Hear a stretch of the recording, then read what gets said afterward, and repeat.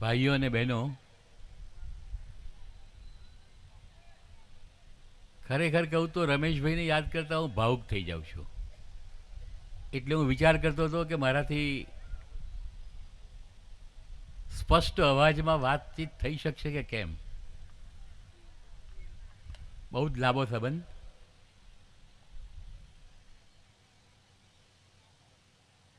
અને એને કારણે અનેક પ્રકારનું આદાન પ્રદાન. એટલે હું એમ કહું કે દલિત સમાજ વિશે મારું જે કંઈ જ્ઞાન છે એ વાસ્તવમાં રમેશભાઈને આભારી છે. અને દલિત સાહિત્ય એ દિશામાં આગળ જવું અથવા એની દિશાઓ ખોલવી એ પણ રમેશભાઈને આભારી છે.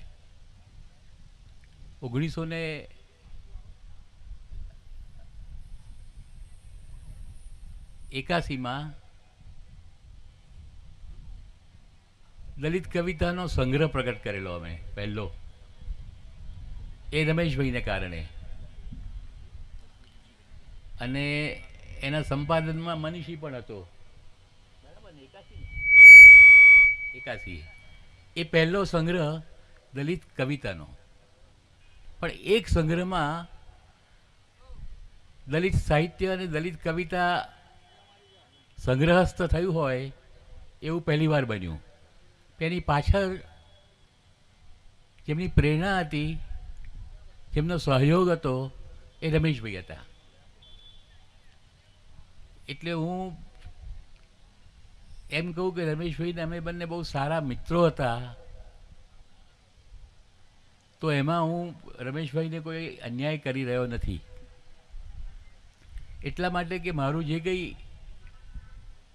મૈત્રીના જે કંઈ ખ્યાલ છે એ રમેશભાઈને કારણે છે. અને સાથે સાથે દલિત સમાજ વિશે મારું જે કંઈ જ્ઞાન છે એ પણ રમેશભાઈને કારણે છે. વારંવાર ભેગા થતા હતા અને એને કારણે એના વિશે લંબાણથી અને સમજપૂર્વક વાતચીતો પણ થતી હતી. ખરેખર મને એવું પણ લાગે છે કે ગુજરાતના સામાજિક પરિવર્તનમાં જે સ્તંભરૂપ ભૂમિકા જેને ભજવી હોય એમાં રમેશભાઈ છે. એ પરિવર્તનનો એક સ્તંભ એ કદાચ દલિત સમાજના અત્યારે જે નાના મિત્રો અહીંયા બેઠા હશે એને ખ્યાલ નહીં હોય, પણ એ સ્તંભ બનીને જે ઊભા રહ્યા એ રમેશભાઈ હતા. અને એને કારણે દલિત સમાજને આગળ ડગ મારવામાં પણ એમની પ્રેરણા રહી અને દલિત સાહિત્યને એક છલાંગ મારવાનું જે શક્ય બન્યું એ પણ એમને કારણે થયું. એટલે મને તો હજુ અત્યારે હું બેઠો છું પણ હજુ એવું યાદ આવે છે કે જાણે રમેશભાઈ મારી સામે બેઠા છે અને ખ્યાલ જ નથી આવતો કે રમેશભાઈ નથી. અને વધારે હું જો લાંબુ બોલવા જાઉં તો મને મારી આંખમાં આંસુ આવી જાય એવી પરિસ્થિતિ છે.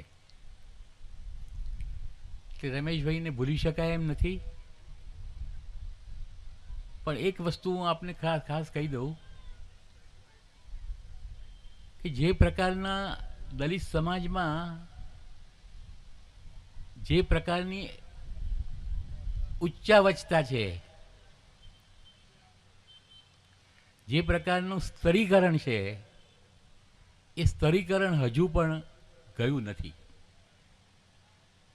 એટલે મારી આજની નવી પેઢીને, વિશેષ કરીને દલિત સમાજની નવી પેઢીને એવી હૃદયની વિનંતી છે કે એ જે સ્તરીકરણ છે એ દૂર કરવું. અને એ જે સ્તરીકરણ છે દલિત સમાજમાં એ જો દૂર થાય અથવા એ દિશામાં ડગ મંડાય તો એ રમેશભાઈને સાચી શ્રદ્ધાંજલિ રૂપ બની રહેશે. એટલે આમ કહેવું મારે બહુ વિચાર કરવો પડ્યો કે આ પ્રશ્ન હું ઊભો કરું કે ના કરું, એના વિશે વાત કરું કે ન કરું.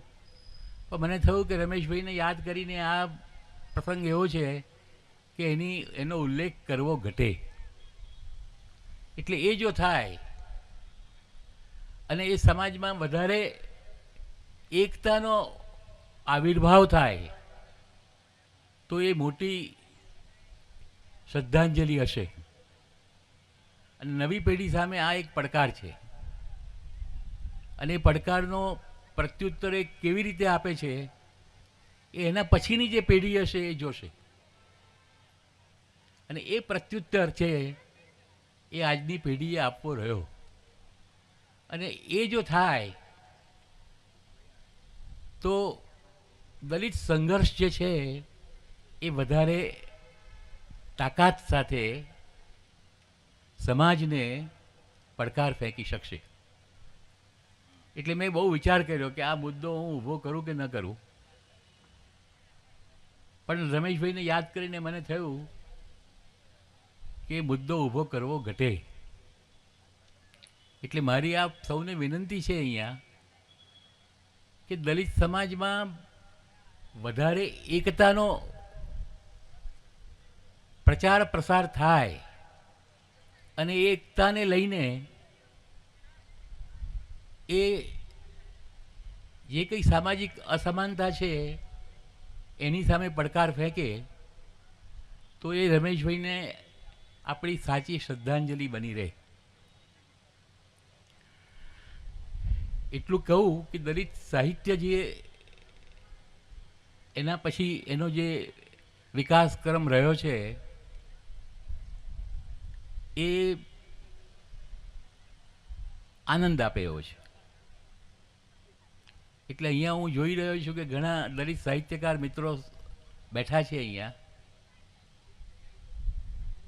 અને એમાં મારી જેમ ઘણાના વાર સફેદ પણ થઈ ગયા હશે. પરંતુ એ જાણીને મને બહુ આનંદ થાય છે કે એમાં નવી પેઢી પણ આવી રહી છે. એટલે સંઘર્ષના રસ્તે દલિત સાહિત્યના વિકાસને માર્ગે અને દલિત સ્તરીકરણનો જે પ્રશ્ન છે એના સામે લડે એવી નવી પેઢી વધારે ને વધારે આગળ વધે એવી શુભેચ્છા આ પ્રસંગે હું આપીને વિરમું છું. નમસ્કાર. જય ભીમ. આભાર સાહેબ.